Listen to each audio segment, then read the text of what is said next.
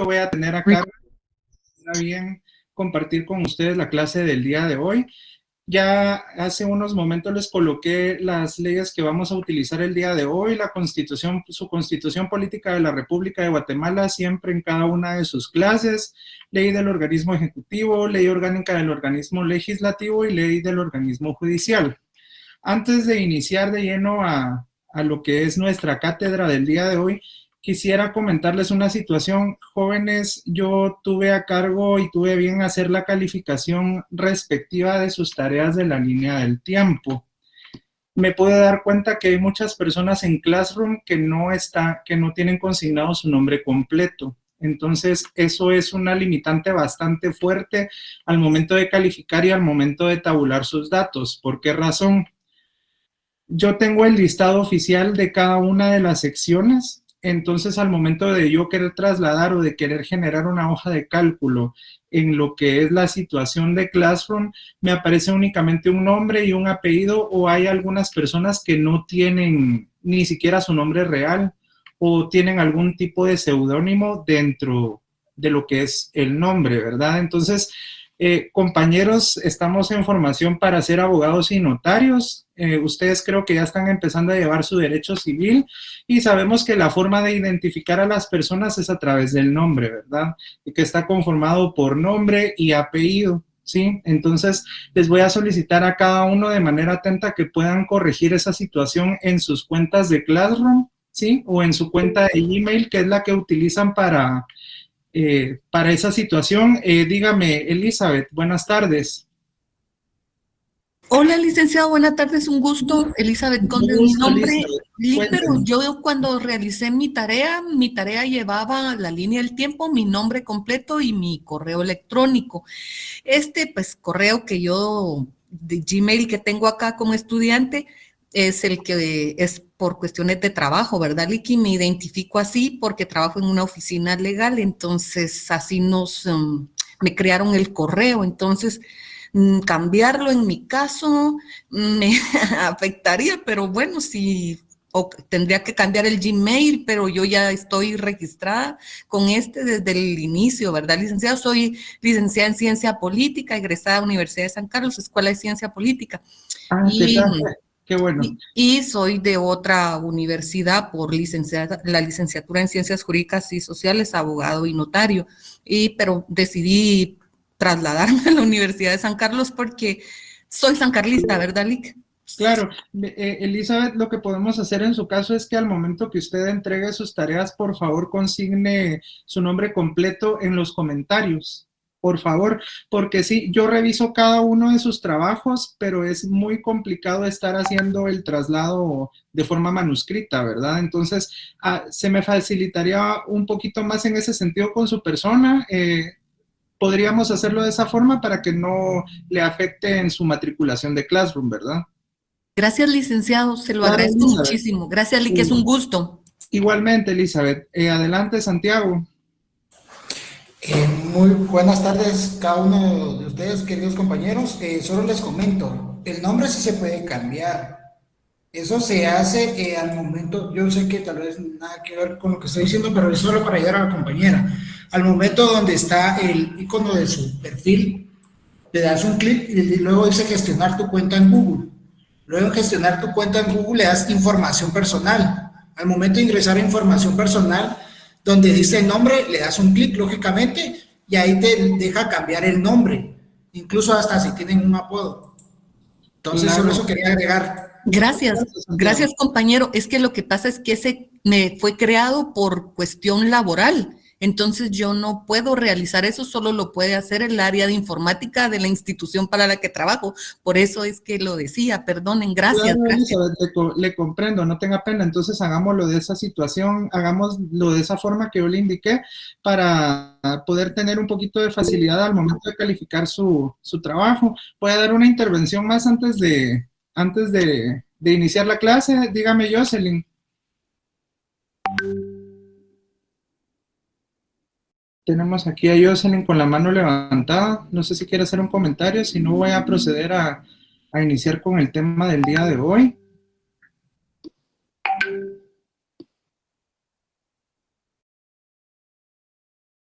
Bueno, si no está Yoseni, le voy a dar la intervención a Judith en lo que comparto la pantalla para poder iniciar el tema de hoy. Adelante, Judith. Sí, buenas tardes, licenciado, un gusto. Tardes, un gusto.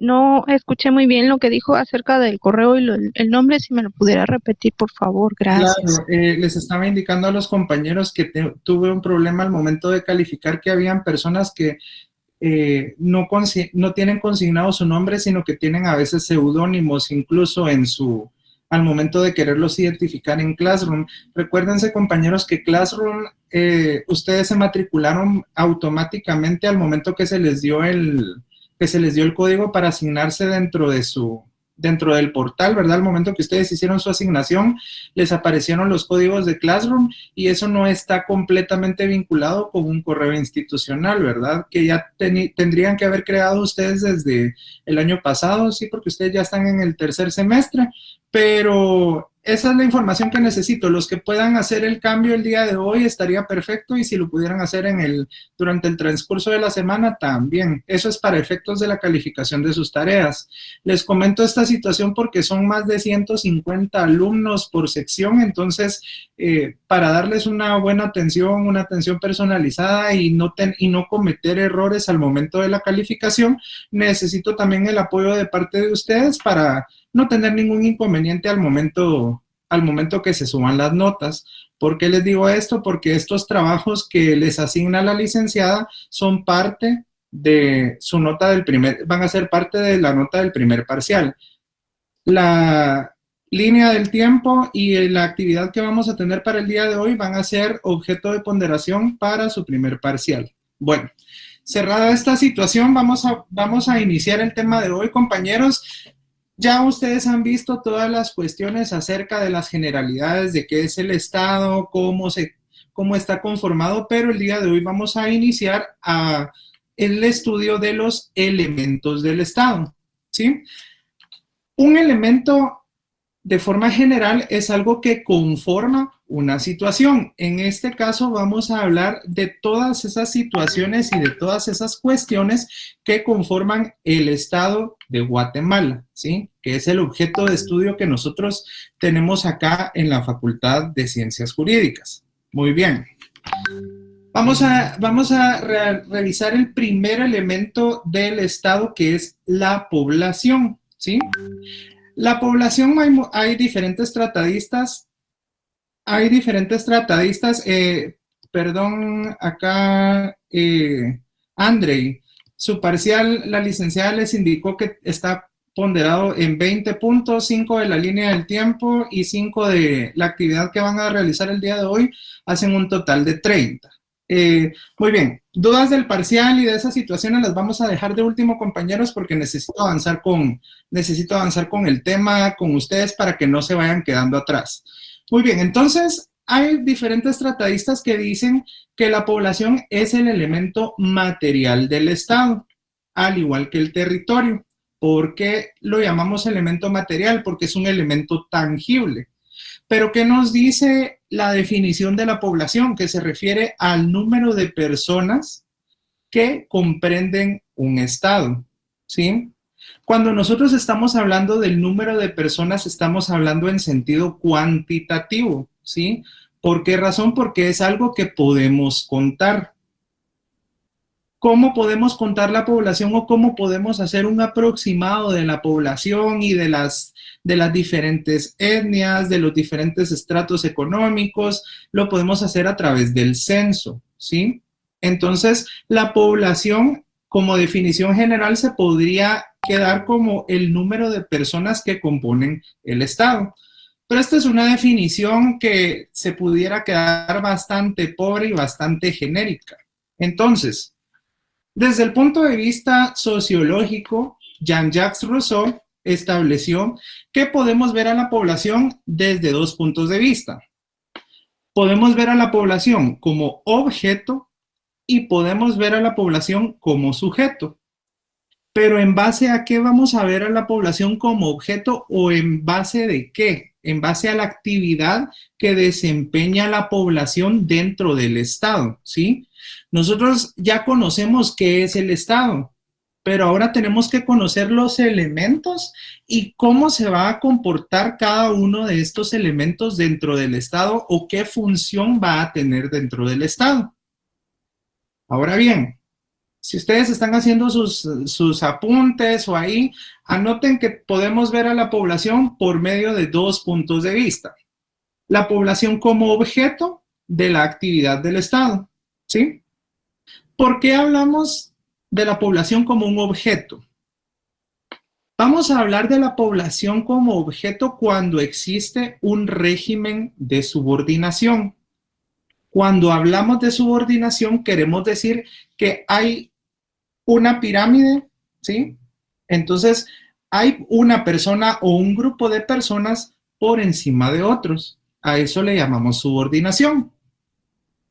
Y en esta arista que nos planteó Rousseau acerca de la población como objeto dentro de la actividad del Estado, se refiere cuando el gobernante dispone de la población y la población tiene que hacer específicamente lo que el gobernante ordena. ¿Cómo podemos ejemplificar esta situación? Podemos ejemplificarla desde el punto de vista, podría ser desde el gobierno de Corea del Norte, ¿sí? Un gobierno completamente autoritario en el cual la población debe hacer lo que dice la persona que está a cargo de ese gobierno, que lo podemos ver como un gobierno autoritario o dictatorial, ¿sí? Entonces, por esa razón es que Rousseau estableció que la población se puede ver desde el punto de vista como objeto. No es lo más correcto, pero sucede. Ahora, la segunda arista que propone Rousseau es la población como sujeto. ¿Cuándo podemos ver a la población como sujeto? Cuando un sistema político, obviamente del Estado, le va a permitir a la población o le va a permitir a las personas ser parte de la estructura del Estado y ser sujeto de la actividad política y la esfera de los derechos subjetivos. ¿A qué me refiero yo con esto en palabras más simples? Cuando la población es sujeto dentro de un Estado, la población va a tener el derecho, por ejemplo, de elegir y de ser electo. Hay participación política dentro de ese Estado, ¿sí? Y en un Estado como el nuestro, que es un Estado soberano, democrático y republicano, podemos ver esta situación. Nosotros tenemos la libertad siempre y cuando cumplamos con las condiciones que nos establezca la Constitución Política de la República y que nos impongan las leyes, podemos tener participación dentro del ámbito político. Ahora bien, que en la práctica se necesiten otras situaciones para ingresar a partidos políticos, eso ya es otra situación. Pero nosotros dentro del Estado de Guatemala somos sujetos de derecho, ¿sí? Tenemos participación o podemos tener participación activa dentro de las actividades del Estado. Muy bien. Ahora quiero preguntarles, compañeros, si tienen alguna pregunta acerca de esto para que yo pueda pasar al siguiente elemento. No. Muy bien. A ver, voy a solicitarle aquí la participación a Catherine, que me haga favor de leer el artículo 141 de su Constitución, por favor.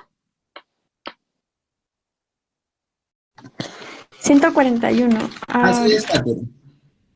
Dice, artículo 141, soberanía. La soberanía radica en el pueblo quien la delega para su ejercicio en los organismos legislativo, ejecutivo y judicial. La subordinación entre los mismos es prohibida. Excelente, Catherine, muchas gracias. Quiero que ustedes se den cuenta, es un artículo bastante pequeño, pero nos indica una situación bastante importante y la participación que tiene la población constitucionalmente. Dice, la soberanía radica, ¿en quién radica? En el pueblo. ¿Y en quién vamos a delegar nosotros como pueblo esa soberanía del país? En el ejercicio de los organismos legislativo, ejecutivo y judicial, que vamos a ver sus funciones más adelante, siempre dentro de los elementos del Estado. Muy bien. Entonces, subrayan ahí ese artículo, la soberanía radica en el pueblo quien la delega, ¿sí?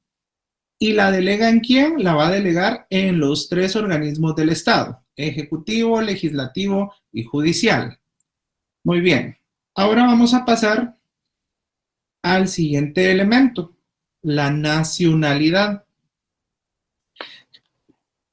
La nacionalidad, en este sentido, hablamos de un vínculo jurídico y político o de un lazo o un nexo que une a la persona con una nación, ¿sí?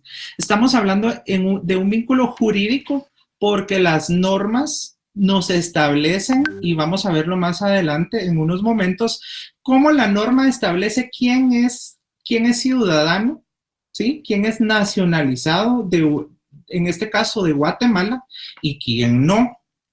Y el vínculo político, por lo que acabamos de ver, de la participación política que cada uno tenemos como actores dentro del Estado y que podemos tener dentro de nuestro país. Para eso, quiero pedirle de favor a Aime López, si me pudiera leer el artículo 144 de su Constitución, por favor.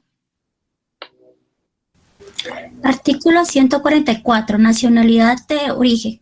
Son guatemaltecos de origen los nacidos en el territorio de la República de Guatemala, naves y aeronaves guatemaltecas y los hijos de padres o madres guatemaltecos, nacidos en el extranjero. Se exputan los hijos de funcionarios diplomáticos y de quienes ejerzan cargos legalmente equiparados. A ningún guatemalteco de origen puede privarse de su nacionalidad. Muy bien, Aime. Entonces, según lo que usted nos acaba de leer, podría decirles a los compañeros quiénes entonces constitucionalmente son guatemaltecos de origen. Son todos los nacidos en el territorio guatemalteco. Ajá. En toda la República de Guatemala, en nuestro país se podría decir. Tanto los también que hayan nacido en las naves o aeronaves guatemaltecas. Excelente. Todos ellos. Ajá. ¿Quiénes más? Y los que son hijos de padres o madres guatemaltecos. Excelente, Aime. Muy bien. Ahora les voy a leer el artículo 1. Esa ley creo que no la tienen ustedes o de repente ya se las pidieron en Derecho Civil. La Ley de Nacionalidad, Decreto 1613, en su artículo 1 dice lo siguiente. La nacionalidad guatemalteca es el vínculo jurídico político existente entre quienes la Constitución de la República determina y el Estado de Guatemala. Ya nos explicó acá Aime amablemente con la lectura que tuvimos del 144 constitucional, quiénes entonces son constitucionalmente guatemaltecos de origen. Sigue diciendo el artículo 1 del decreto 1613. Tiene por fundamentos un nexo de carácter social y una comunidad de existencia, intereses y sentimientos e implica derechos y deberes recíprocos. La nacionalidad guatemalteca nos da derechos, pero asimismo crea obligaciones, ¿sí? O sea, no es solo que vamos a recibir beneficios por ser guatemaltecos, no. Siendo guatemaltecos también tenemos ciertas obligaciones que ustedes van a ir viendo más adelante, tanto en su curso de Derecho Civil, de Derecho Constitucional. Sara, el artículo 1 de la Ley de Nacionalidad, Decreto 1613, para los que lo quieran anotar ahí. Esto también lo van a ver ustedes en su Derecho Civil, compañeros. Bien, ¿hay alguna duda acerca de este tema de la nacionalidad? De nada, Sara. Carlos, adelante. Gracias. También son guatemaltecos los que nacen en los países de la Federación Centroamericana, guatemaltecos de origen. Así es. Lo que nos estaba mencionando Carlos, acá lo tenemos como fundamento legal en su artículo 145, constitucional, para que lo puedan anotar ahí. Excelente, Carlos. ¿Alguien más? Silvia, adelante. Gracias, buenas tardes, licenciado. Solo con una consulta. ¿A qué se refiere con la, si se actúan los hijos de funcionarios diplomáticos? Estamos hablando del 144, ¿verdad? Exactamente, licenciado. Mi opinión, lo que entiendo es que, por ejemplo, un embajador guatemalteco, por ejemplo, en Panamá, los hijos de ellos no son guatemaltecos. Exacto. Así es, Silvia. Ah, ok, gracias. ¿Alguien más tiene alguna otra duda, compañeros? Muy bien, excelente. Vamos ahora a la ciudadanía. Veamos, compañeros. Muchas personas confunden la nacionalidad con ciudadanía. Y son dos cosas que sí perfectamente pueden tender a la confusión. Pero veamos qué nos dice la definición doctrinaria de la ciudadanía. La ciudadanía es la calidad que adquieren los nacionales al cumplirse ciertos requisitos que señalan las leyes del país, al cumplir la mayoría de edad, que en este caso en Guatemala son los 18 años. Y para eso vamos a le voy a pedir de favor aquí a Silvia Villatoro que nos apoye ahí con la lectura del artículo 147 constitucional. Por favor, Silvia, adelante. Sí, ok. Gracias. Ciudadanía. Son ciudadanos los guatemaltecos mayores de 18 años de edad. Los ciudadanos no tendrán más limitaciones que las que establece la Constitución y la ley. Muy bien. Entonces, si ustedes se dan cuenta, para comprender la ciudadanía, necesitábamos explicar la nacionalidad. Si hacemos un análisis meticuloso del artículo 147, dice que son ciudadanos los guatemaltecos, ¿sí? Entonces, cuando nosotros querramos saber, bueno, entonces, ¿quién puede obtener la ciudadanía guatemalteca? Son todos los que nos establece el artículo 144, 145 y 146 constitucional, ¿sí? Pero ¿cuándo van a adquirir la calidad de ciudadanos? Cuando tengan, ¿cuántos años? 18 años de edad, ¿sí? Entonces, ¿quiénes pueden ser ciudadanos guatemaltecos entonces?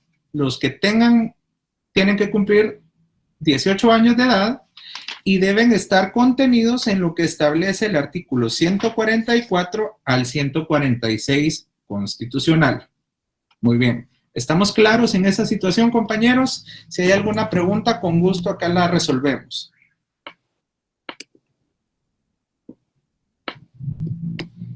Muy bien. Ahora vamos a hablar del siguiente elemento material del Estado, que es el territorio. El territorio muchas veces suele confundirse únicamente con el espacio terrestre, pero vamos a darnos cuenta que constitucionalmente es otra situación. Podemos definir el territorio doctrinariamente como aquella superficie de tierra que pertenece a una determinada nación y sobre la cual un Estado ejercerá la soberanía. No solamente incumbe al espacio de tierra, sino también el aéreo, el marítimo y si el territorio en cuestión presenta costas. Para ello vamos a pedirle por favor aquí la participación a Carolina Fuentes, por favor, si nos puede apoyar con el 142 constitucional, por favor.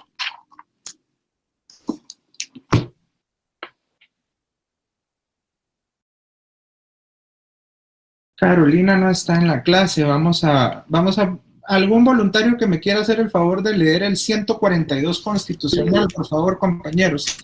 Melissa, Sente, gracias. Licenciado, muy buenas tardes. Buenas tardes, Melissa. Artículo 142 de la soberanía y el territorio.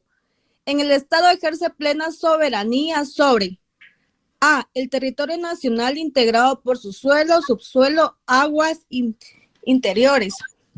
El mar territorial en la extensión que fija la ley y el espacio aéreo que se extiende sobre los mismos. B. La zona contigua del mar adyacente al mar territorial para el ejercicio de determinadas actividades reconocidas por el derecho internacional y C. los recursos naturales y vivimos del lecho y subsuelo marinos y los existentes en las aguas adyacentes en las costas fuera del mar territorial, que constituyen la zona económica exclusiva en la extensión que fija la ley conforme a la práctica internacional. Excelente, muchas gracias, Melissa. Entonces, la misma Constitución en este artículo nos establece que el territorio va a ser, si quieren anótenlo ahí, va a ser el suelo, el subsuelo, las aguas interiores, el mar territorial, en la extensión que fija la ley y el espacio que se extiende sobre los mismos, ¿sí? Entonces el territorio no lo vamos a comprender únicamente como un espacio de tierra, sino que ustedes se dan cuenta que acá el fundamento legal nos establece que hay más cuestiones que se pueden aplicar como territorio de nuestro país, ¿sí? ¿Estamos? Ahora bien, el inciso B que nos leyó la compañera acá, la zona contigua del mar adyacente al mar territorial, ¿sí? Estas cuestiones ustedes las van a profundizar más adelante en Derecho Internacional Público, pero para que ustedes puedan tener el dato ahí, la zona contigua del mar, lo pueden anotar ahí, son 12 millas náuticas, ¿sí? Y dice que es para el ejercicio de determinadas actividades reconocidas por el derecho internacional. ¿Cuáles son esas actividades que reconoce el derecho internacional? Anótenlas ahí. Actividades aduaneras, sanitarias, en materia fiscal y migratoria. Les repito, ¿cuáles son esas prácticas que reconoce el derecho internacional en las 12 millas náuticas? Actividades aduaneras, sanitarias, en materia fiscal y migratoria, ¿sí? Entonces ahí se dan cuenta ustedes, compañeros, que es importantísimo el estudio de los elementos de la teoría del Estado o los elementos del Estado, porque esto les va a ayudar a ustedes más adelante a comprender situaciones en materia civil, situaciones en materia de derecho internacional público. Entonces, por eso es la importancia que nosotros podamos tener bien cimentados y bien comprendidos estos temas. Ahora, vamos a pasar a una situación, a un elemento que es bastante amplio, pero que voy a tratar de resumirles a ustedes en un periodo corto de tiempo, que es el poder público. Y el poder público doctrinariamente lo podemos definir como un elemento formal del Estado. ¿Por qué hablamos de un elemento formal? Porque, como la misma palabra lo dice, tiene formalidades y está establecido en la Constitución y está establecido el poder público también en las leyes ordinarias de nuestro país.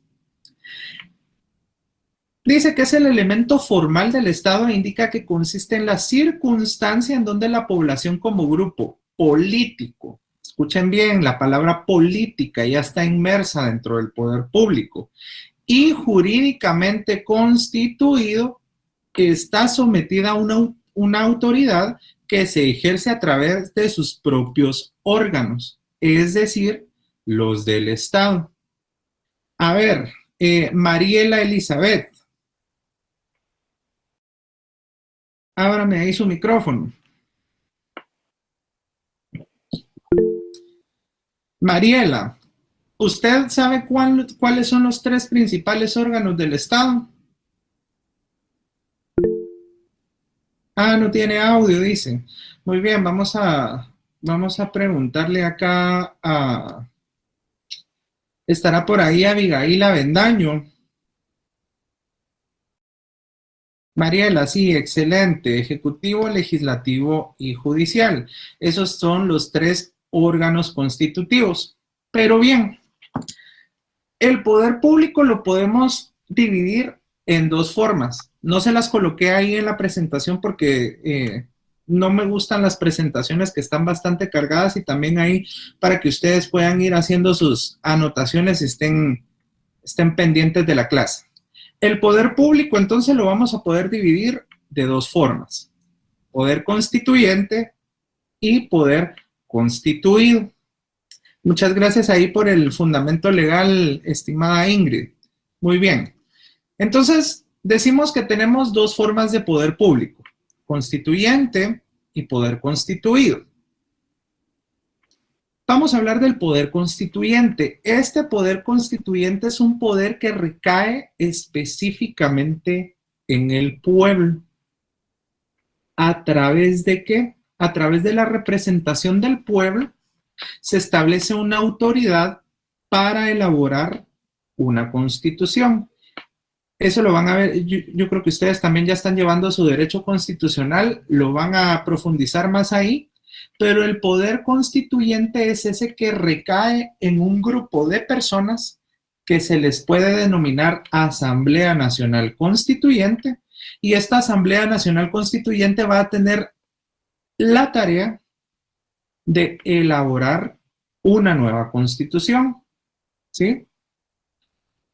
Entonces, a través de ese poder público, el pueblo está representando los intereses de diferentes grupos, ¿sí? Grupos de derechos de pueblos indígenas, grupos de mujeres, grupos de trabajadores. Entonces, se busca conformar la Asamblea Nacional Constituyente para elaborar una nueva constitución. Entonces, el poder constituyente es parte de nuestro poder público. Ahora, ¿cuál es el poder constituido? Si ustedes se dan cuenta, las mismas palabras nos dan la definición. El poder constituido es aquel poder que está reglamentado y que se rige por medio de un ordenamiento jurídico. ¿Qué es un ordenamiento jurídico? Ustedes ya lo vieron en su introducción al derecho. El ordenamiento jurídico es todo aquel conjunto de leyes que rigen un Estado. Y son estas leyes o este ordenamiento jurídico es de carácter ordinario y permanente. A ver, vamos a pedir la participación aquí de Alan David Canel. Active ahí su micrófono, Alan.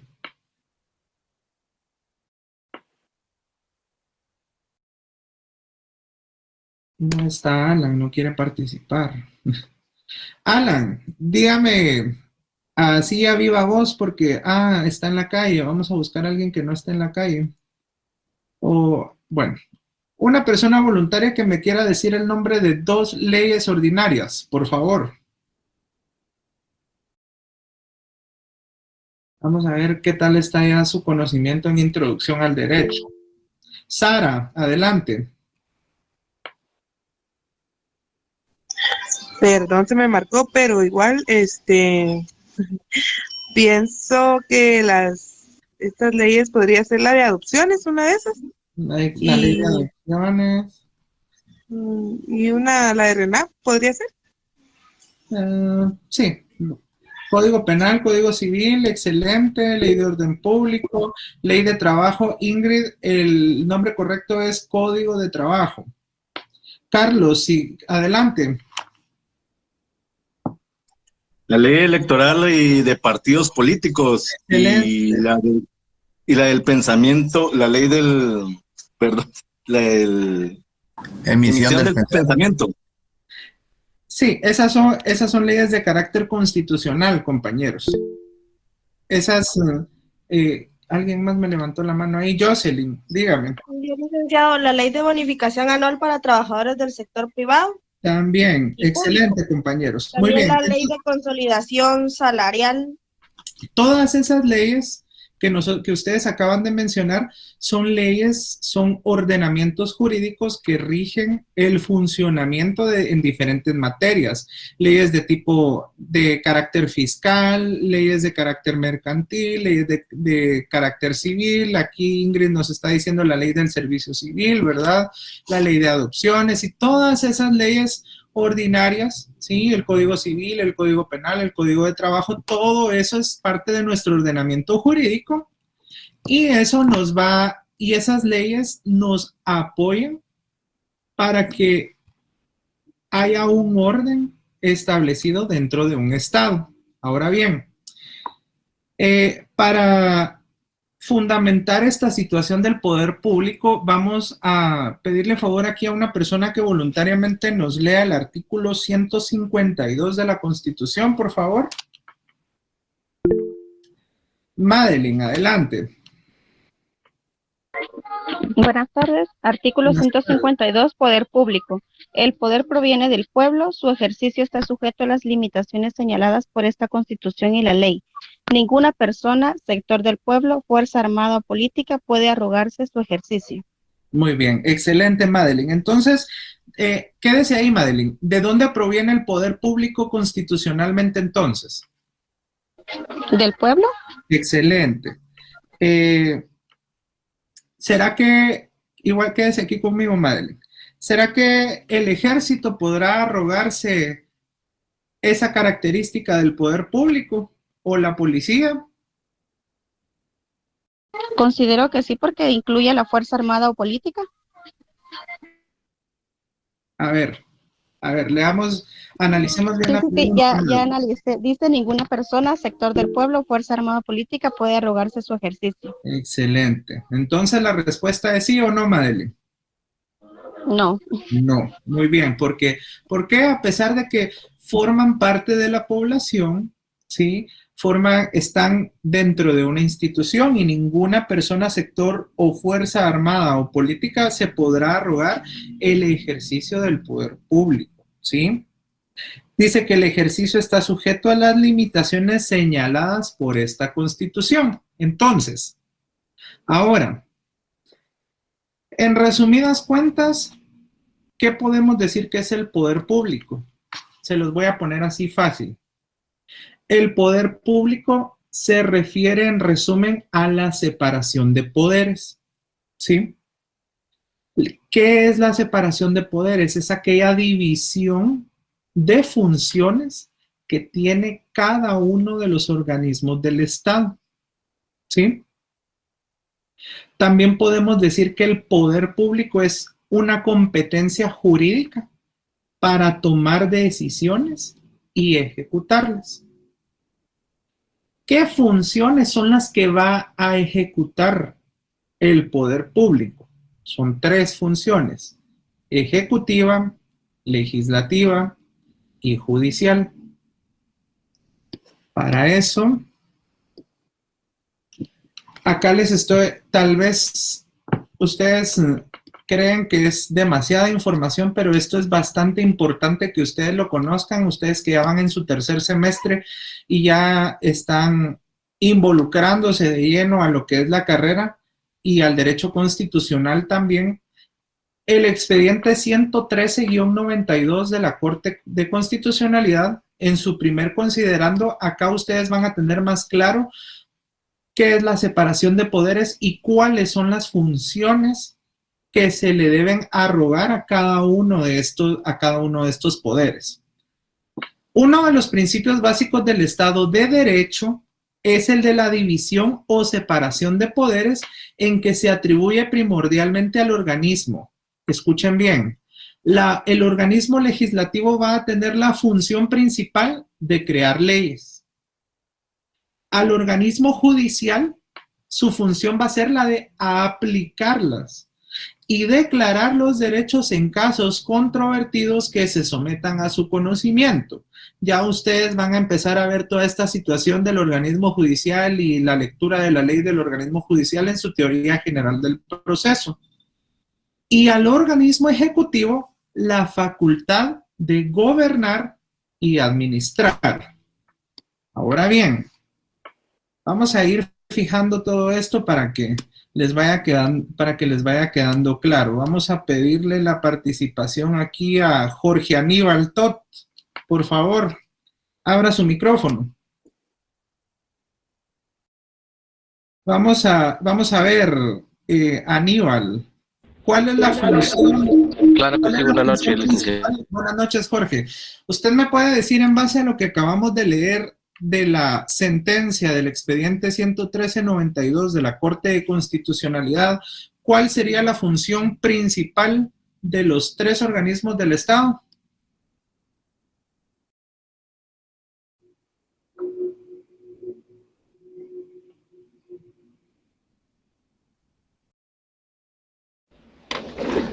Lo que acaba de mencionar desde el expediente C1392. ¿Cuál sería la función principal del legislativo?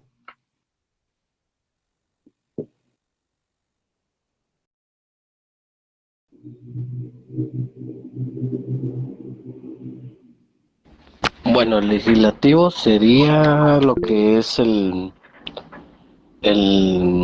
presidente, o sea, él viene y da las órdenes para que se cumpla de carácter obligatorio. Permítame, compañeros, que aquí... Crear leyes. A ver, vamos a darle la oportunidad aquí a Jocelyn. Ayúdeme, Jocelyn, que mi compañero... Perdón, sí es el Congreso. ¿El legislativo es crear leyes, licenciado? Exactamente. Según lo que estamos leyendo acá del expediente, es la creación de leyes. Melanie, dígame usted cuál es la función principal del organismo judicial. Aplicar las leyes y declarar derechos, Lic. Excelente. Y a ver, Shirley, dígame usted cuál es la función principal entonces del organismo ejecutivo.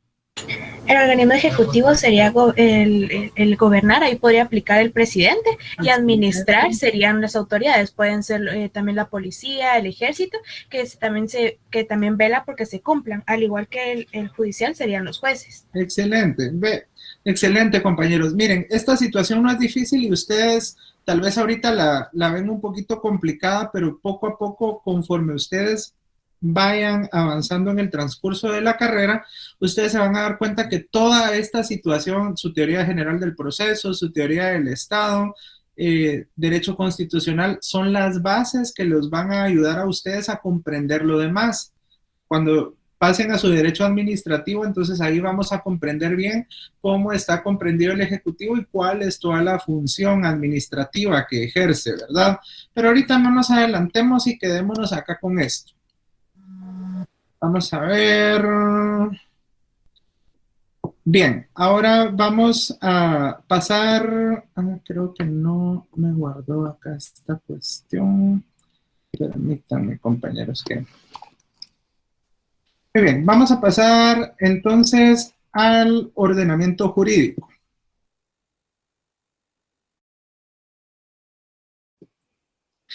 Muy bien, el orden jurídico, como ya lo acabamos de ver, vimos que eran las leyes ordinarias, las leyes especiales, es el conjunto de normas jurídicas vigentes, ¿sí? Acá recordemos otra vez nuestra introducción al derecho, vigentes y positivas. ¿Qué quiere decir esto? Que no están derogadas, ¿sí? Que se pueden aplicar actualmente. Y estas normas jurídicas se van a relacionar entre sí y se van a encontrar escalonadas o jerarquizadas. A ver, ¿quién de ustedes recuerda cómo es que acá en Guatemala se toma la jerarquía del ordenamiento jurídico? ¿Qué instrumento se utiliza para medir la jerarquía? Shirley. Licenciado, de la pirámide de Kelsen, ¿está hablando usted? Excelente, Elizabeth, muchas gracias. La pirámide de Kelsen, ¿sí? Entonces, de esa forma es que nosotros jerarquizamos las normas y por eso se le llama ordenamiento jurídico. ¿Por qué? Porque este orden de normas jurídicas nos van a establecer la forma en la que la población va a actuar dentro de la sociedad. Para eso vamos a pedirle a Elizabeth que me haga favor de leerme el artículo 153, por favor, de la Constitución Política. Gracias, licenciado. Artículo 153, imperio de la ley. El imperio de la ley se extiende a todas las personas que se encuentren en el territorio de la República. Excelente. ¿Qué nos quiere decir este artículo entonces? Que todas las leyes vigentes y positivas dentro de nuestro país van a alcanzar a todas las personas que se encuentren dentro del territorio guatemalteco. ¿Estamos ahí? Ahora, yo les coloqué al inicio de la clase que íbamos a utilizar otras leyes aparte de la Constitución. ¿Alguien me puede buscar en su ley del organismo ejecutivo, por favor, el artículo 2? acá vamos nosotros a ver en realidad que está normado dentro de nuestro ordenamiento jurídico cuál es la función de cada uno de los organismos del Estado. Shirley, por favor, muchas gracias. Sería del organismo ejecutivo, ¿verdad, licenciado? Dice artículo 2. Competencia del organismo ejecutivo. Dentro del marco de las funciones y atribuciones constitucionales y legales de los órganos que lo integran, compete el organismo ejecutivo el ejercicio de la función administrativa y la formulación, ejecución de las políticas de gobierno con las cuales deben coordinarse las entidades que forman parte de la administración descentralizada. Excelente, Shirley. Entonces, ustedes, compañeros, se pueden dar cuenta que la relación que nosotros estábamos haciendo y la relación que hizo la Corte de Constitucionalidad acerca de cuál es la función principal de cada uno de los organismos, acá nos menciona que es gobernar y administrar. Y el artículo 2 de nuestra ley del organismo ejecutivo establece que dentro del marco de las funciones y atribuciones constitucionales y legales de los órganos que lo integran, compete al organismo ejecutivo el ejercicio de la función administrativa, subráyenlo ahí, y la formulación y ejecución de las políticas de gobierno, ¿sí? Subrayen esa situación ahí que les va a servir más adelante para su derecho administrativo. Ahora, ¿alguien que me pueda hacer favor de leer el artículo 1 de la ley orgánica del organismo legislativo, por favor? Artículo 1 de la...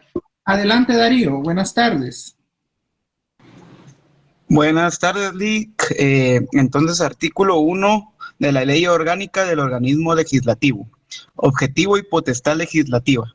La presente ley tiene por objeto normar las funciones, las atribuciones y el procedimiento parlamentario del organismo legislativo. La potestad legislativa corresponde al Congreso de la República, integrado por diputados electos directamente por el pueblo en sufragio universal, por el sistema de lista nacional y de distritos electorales. Excelente, Darío. Si ustedes se dan cuenta, compañeros, acá este artículo nos establece que la potestad legislativa le corresponde ¿a quién? Al Congreso de la República. ¿Quiénes integran el Congreso de la República? Los diputados electos directamente ¿por quién? ¿Quiénes eligen a los diputados? La población. La población guatemalteca. ¿Sí? Entonces ahí se dan cuenta ustedes, compañeros, la integración que tiene la integración normativa que estamos haciendo, los fundamentos legales y cómo se van integrando cada uno de los elementos del Estado y nos podemos dar cuenta que el Estado no funciona si falta alguno de sus elementos, ¿sí? ¿Por qué? Porque el pueblo a través del sufragio universal va a escoger a los diputados.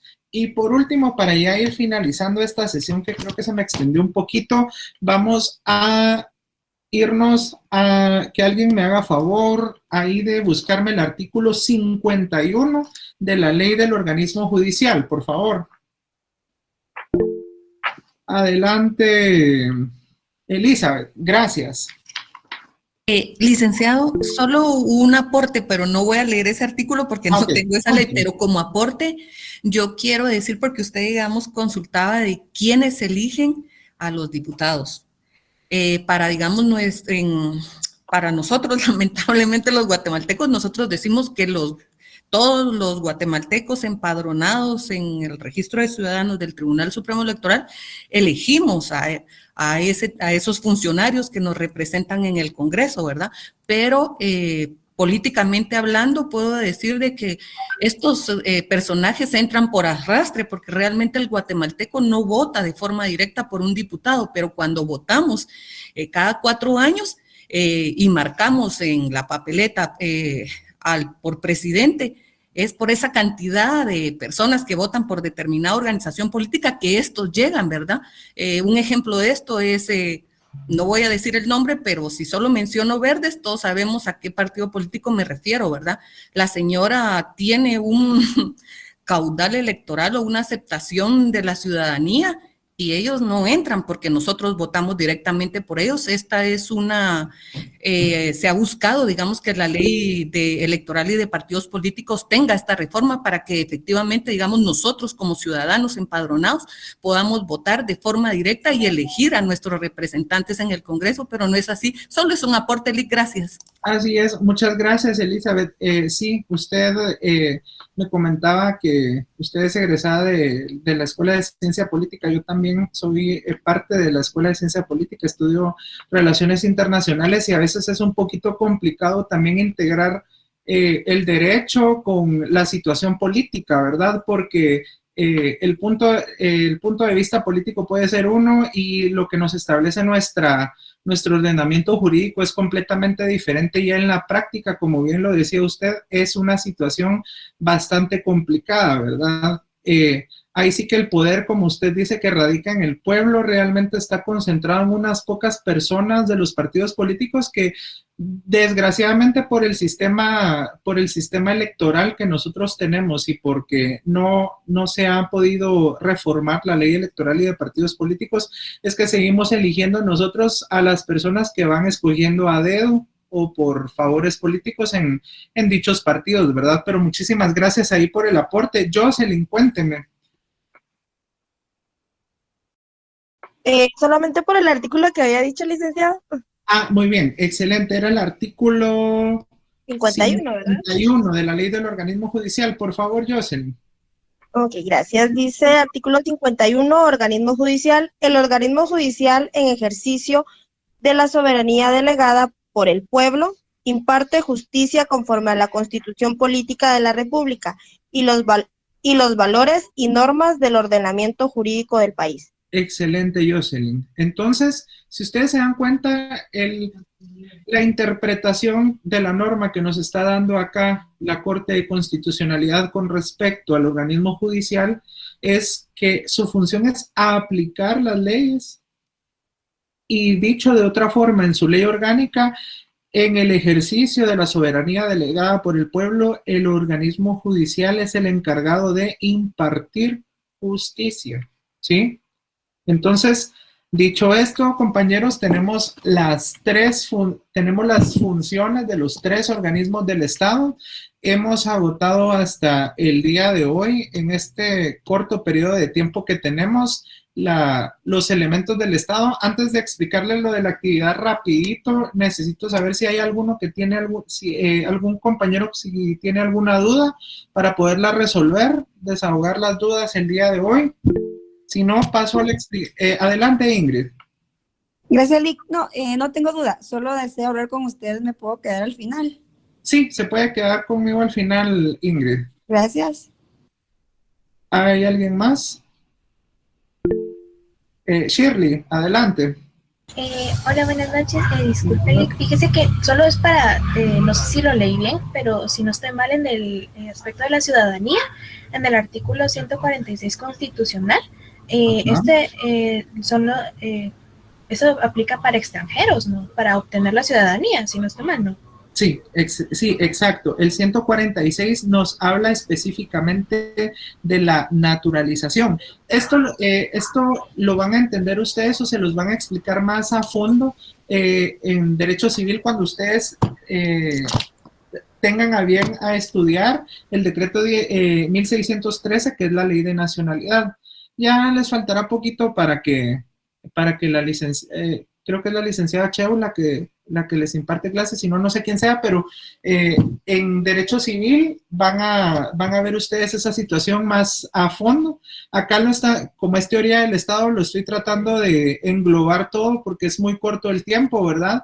Y también lo verán ustedes más a fondo en su derecho constitucional, pero sí, en efecto, como usted dice, compañera, es para las personas extranjeras que quieren adquirir la calidad de guatemaltecos naturalizados. Entonces, de nada, Shirley.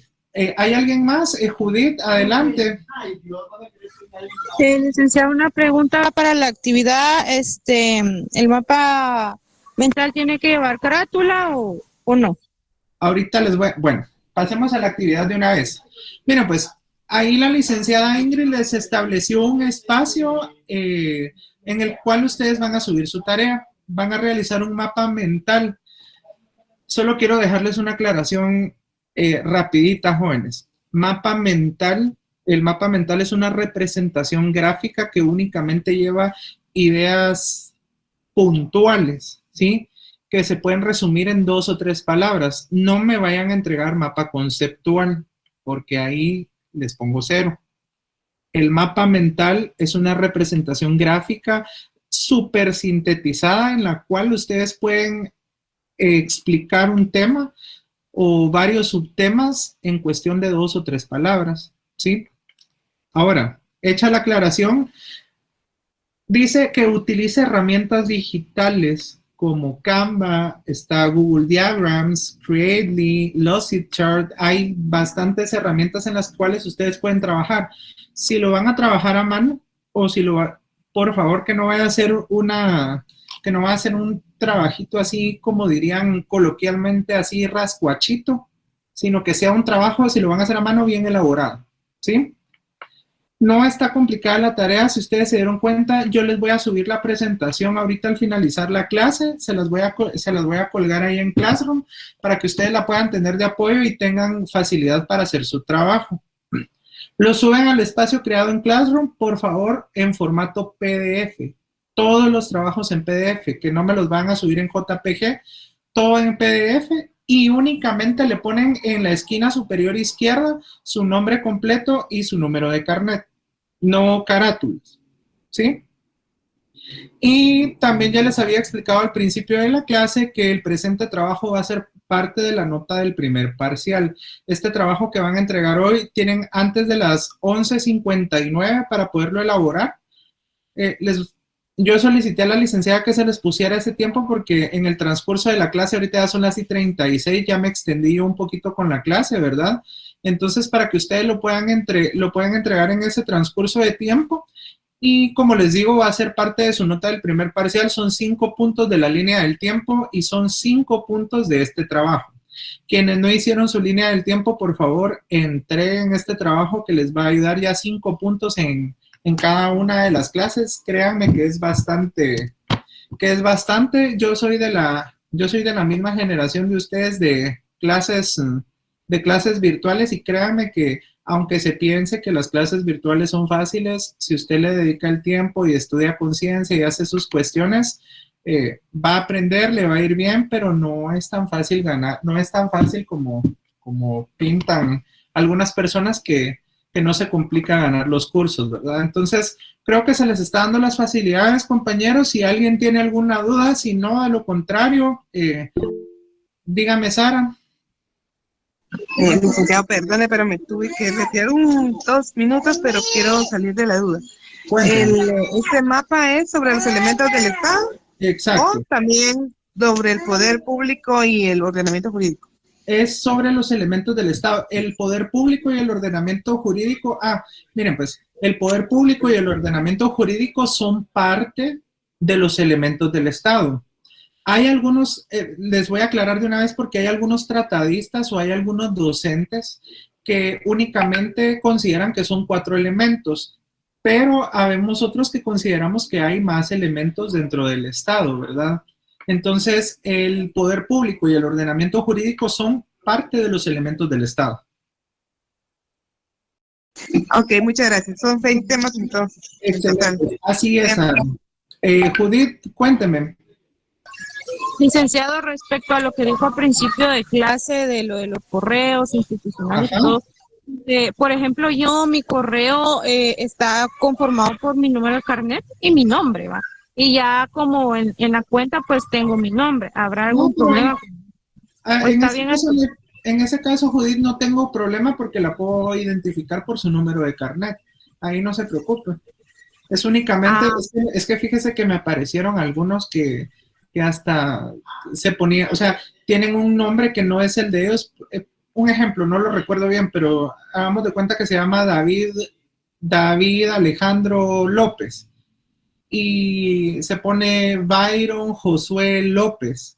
Y ya en su carátula del trabajo me aparece que me aparece Byron, o sea, me aparece David López, ¿sí? Pero entonces yo busco los dos nombres y entonces eso sí da lugar a margen de error. Entonces utilicen su nombre real, compañeros. O sea, si les gusta que les digan de otra forma, que sea fuera de las cuestiones universitarias o de las cuestiones académicas. Ya acá en la universidad, si usted se llama David López, pues David López, así está inscrito, así está asignado, por ese nombre lo vamos a reconocer. Entonces, pero en su caso, Judith, no hay problema porque tiene su número de carnet. Ah, ok, muchas gracias. Bueno, ¿habrá alguna otra duda, compañeros? Si no, de verdad, para mí fue un gusto haber compartido la clase con ustedes el día de hoy. Espero que se hayan llevado el aprendizaje, que le echen ganas aquí a su semestre y eventualmente estaré con ustedes en una próxima ocasión. Sí les encargo lo de Classroom porque yo soy el encargado de esa cuestión, compañeros. Adelante, Ingrid. No, que no se le va a olvidar que tengo que... No se preocupe. A quien me pregunta que si lleva carátula, jóvenes, no lleva carátula. Pongan atención. Pónganme atención. Ahí no se duerman en clase. No se me duerman en clase. Bueno, entonces, compañeros, solo únicamente me quedo aquí con Ingrid